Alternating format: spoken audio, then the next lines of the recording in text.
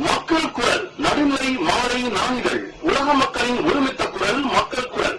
அரசியல், ஆன்மீகம், அறிவியல், கல்வி, மருத்துவம், பொருளாதாரம், சினிமா, விளையாட்டு உள்ளிட்ட உலக செய்திகளை ஒருங்கிணைந்து தரும் ஒரே மாலை நடுநிலை நாளிதழ் மக்கள் குரல். அதனால நான் இப்போ படத்தை பற்றி மட்டும் பேசுகிறேன். 17வது படம், விஷால் கூட 3வது படம். 2 படம் ஏற்கனவே நல்லா அமைஞ்சுது. ஸோ விஷால்கிட்ட ஒரு சின்ன நாட் சொன்னேன், ரொம்ப பிடிச்சது. உடனே டக்குன்னு ப்ரொடியூசர் கார்த்திக் சாரை அறிமுகப்படுத்தி விட்டார். கார்த்திக் சாரே அவர் பேசும்போதே ரொம்ப ஒரு நல்ல மனுஷனாக தெரிஞ்சார்.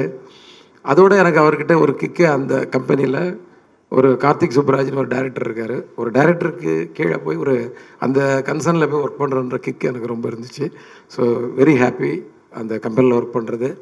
விஷால் குளம் 3வது படம். ஸோ இந்த படம் எப்படி இருக்கணும்னு ஒரு ஐடியா பண்ணும்போது ஒரு கதை இருந்துச்சு. அந்த கதை ஒரு ஏற்கனவே அதில் ஒரு சேசியாக ஒரு கதையாக இருந்துச்சு. ரொம்ப ஒரு கதைக்குள்ளே அவுட்லைனே ஒரு ஸ்பீடாக இருந்துச்சு.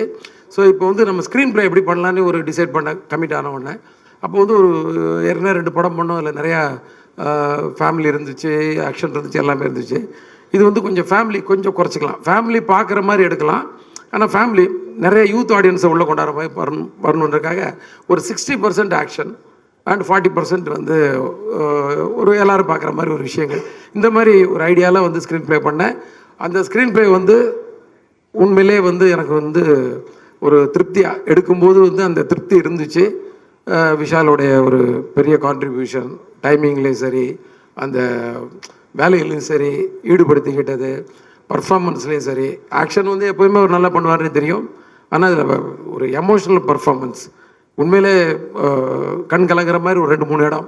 நீங்கள் பார்த்தீங்கன்னா தாமிரபரணியில் பார்த்தீங்கன்னா எண்டில் ஒரு டைலாக் இருக்கும். அதாவது காயப்படுத்தினவனுக்கு காயம் ஆறுற வரைக்கும் வலி, ஆனால் காயப்பட்டவனுக்கு காயம் ஆறுற வரைக்கும் வலி, ஆனால் காயப்படுத்தினவனுக்கு காலம் பூரா வலின்னு சொல்லி மனசு வலிக்குது மாமான்னு சொல்லி அவர் கண் கலங்கும்போது மொத்த ஆடியன்ஸுமே ஒரு ஃபீல் பண்ணாங்க. எனக்கு அது எப்பெல்லாம் பார்த்தாலும் அடிக்கடி இந்த படம் டிவியில் ஓடிட்டுருக்கோம். ஸோ அந்த இடம் வரும்போது ரொம்ப ஃபீல் பண்ணும். ஸோ அதை மைண்டில் வச்சுக்கிட்டேன் எமோஷனல் ஏரியாவில். ஸோ ஏற்கனவே ஒரு எமோஷ்னலான ஒரு கதைக்குள்ளே நல்ல ஒரு 2-3 சீன் ஸ்ட்ராங்காக வச்சணும்னு சொல்லி பிளான் பண்ணி பண்ணோம். அதை அழகாக பர்ஃபார்ம் பண்ணி கொடுத்தீங்க, ரொம்ப நல்லா இருந்துச்சு. நான் ஒவ்வொருத்தரையாக சொல்ல போகிறது இல்லை, வெரி சாரி. என்னோடய ஆர்டிஸ்ட் எல்லாருமே நல்லா பண்ணியிருந்தாங்க. எல்லாருமே டெக்னீஷியன்ஸ் அத்தனை பேர் நல்லா பண்ணியிருந்தாங்க. டிஎஸ்பியாக இருக்கட்டும், சுகுமார் சாராக இருக்கட்டும், எல்லாருமே நல்லா பண்ணியிருந்தாங்க. இதில் நான் இப்போ ரொம்ப நாளாக எல்லாம் இந்த சிங்கிள் ஷாட்டை பற்றியே பேசிகிட்டு இருக்காங்க.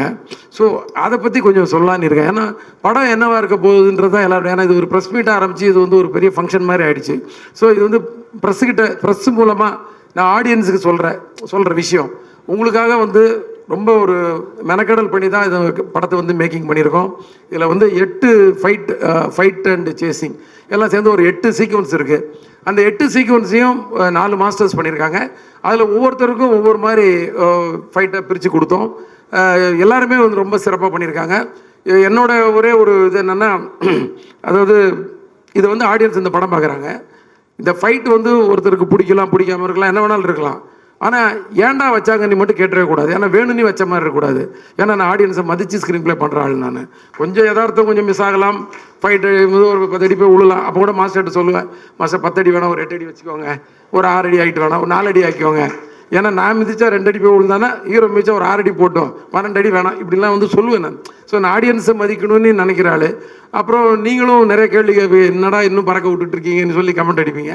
ஸோ அதெல்லாம் பார்க்குறாள். ஆனால் அதனால் நான் இதில் கொஞ்சம் யதார்த்தம் மிஸ் ஆகாமல் பண்ணியிருக்கேன். அதனால் நிச்சயமாக ஆடியன்ஸ் கண்டிப்பாக ஏன்டா அந்த ஃபைட் வச்சிங்கன்னு கேட்க மாட்டாங்க. நான் ஒவ்வொரு ஃபைட்லேயும் ஒவ்வொரு ஒரு கண்டென்ட் வச்சுருக்கோம். அதாவது தேவை. நம்ம வீட்டு முன்னாடி சும்மா சொல்கிறேன், ஒரு அடித்தடி யாரோ ஒருத்தர் சொல்கிறாங்க, என்ன பயங்கர ஆக்ஷனாக இருக்குது. நம்ம வீட்டு முன்னாடி ஒரு 10 பேர் நிற்கிறான் நம்மளை அடிக்கிறதுக்கு. நம்ம என்ன பண்ணுவோம்?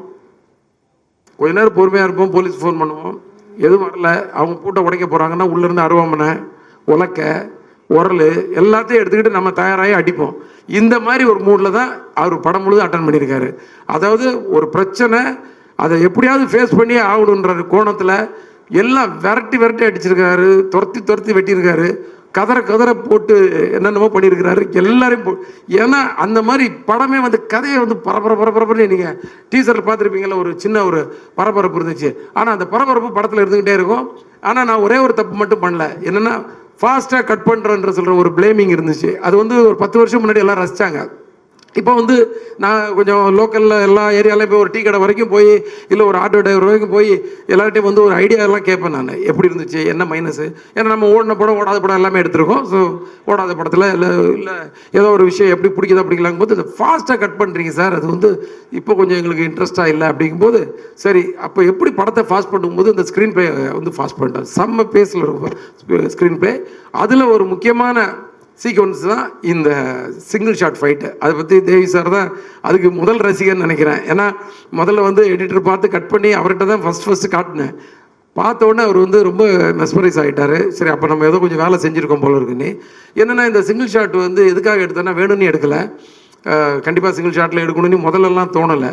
அந்த ஸ்க்ரீன் ப்ளே பண்ணி ஒவ்வொரு ஃபைட்டும் ஒவ்வொரு மாதிரி எடுத்துகிட்டு வரணும்போது இது வந்து ஒரு சீன் ஒன்று ஆரம்பித்து அந்த சீன் வந்து அப்படியே ஃபைட்டாக கன்வெர்ட் ஆகி அந்த ஃபைட்டு சேசிங்காக மாறி அதில் 3 வண்டி பிளாஸ்ட் ஆகி 4வது வண்டி துரத்திட்டு வரும்போது இந்த ஹீரோவும் ஹீரோயின் போகிற அந்த வண்டி வந்து ஒரு ஃபாரஸ்ட்குள்ளே போய் அது வந்து டிஸப்பியர் ஆகும்போது அந்த கடைசியாக துரத்திட்டு வந்த வண்டி கூட அந்த ஃப்ரேமில் போயிட்டுருக்கணும்.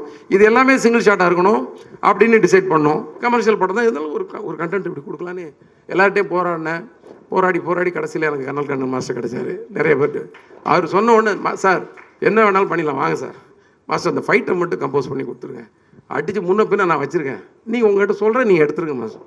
ஸோ அவர் வந்து அது பண்ணிட்டார். ஸோ மனவலியோடு தான் அந்த வேலைக்கே போனேன் நான். ஏன்னா இது முடிஞ்சிருமா முடியாதான்னு சொல்லி திருப்பதியில் அது ஷூட் பண்ணோம். அப்படியே மலையை பார்த்து அப்படியே நின்றுட்டு இருந்தேன். நைட்டு 10:30 மணிக்கு அந்த லொக்கேஷனை பார்த்தேன். வண்டியிலே வந்து ஸ்பீடாமீட்டரை பார்த்து மெஷர் பண்ணோம். 3.5 kilometre divided by 7 sequence 50 every 500 metres ஒரு சீக்வன்ஸு. ஸோ இப்படி ஒரு கணக்கெல்லாம் போட்டுட்டு நைட்டு முடிச்சு காலையில் போனோம். விஷால் வந்தார், கடகடன்னு பிளான் பண்ணோம். ஒரு நாள் ஃபுல்லாக ரிஹர்சல். 2வது நாள் மத்தியானம் 3 மணிக்கு ஒரு டேக்கு, 5 மணிக்கு அடுத்த டேக்கில் வந்து ஓகே ஆகிடுச்சு. ஸோ ஓகே ஆனதுக்கப்புறம் தான் வந்து அந்த மன வலியும் அந்த பெயினும் வந்து போச்சு. ஏன்னா நம்ம நினச்சதை சாதிச்சிட்டோம் அப்படின்ற மாதிரி. ஸோ இதை நான் எதுக்கு இவ்வளோ டீட்டெயிலாக சொன்ன, கொஞ்சம் டைம் கூட நிறைய எடுத்துருப்பேன்னா, இந்த மாதிரி ஒரு விஷயம் இல்லை, படத்தில் எல்லா விஷயத்துலையும் ஆடியன்ஸை மதித்து நாங்கள் நிறையா வேலைகள் செஞ்சுருக்கோம். அது வந்து நிச்சயமாக உங்களை வந்து சந்தோஷப்படுத்தும் திருப்திப்படுத்தும்னு நினைக்கிறேன். வேறு எதுவும் நான் பேச விரும்பலை. நீங்கள் படத்தை பாருங்கள், ப்ரெஸ் வந்து சப்போர்ட் பண்ணுங்கள். ஆடியன்ஸுக்கு கண்டிப்பாக பிடிக்கிற மாதிரி நிறைய விஷயங்கள் இருக்குது. ஒரு சின்ன பெயினோடு வருவீங்க, கண்டிப்பாக வலி ஒரு எமோஷனலாக வெளில வருவீங்க படம் பார்த்துட்டு. நம்பிக்கை இருக்குது. நன்றி.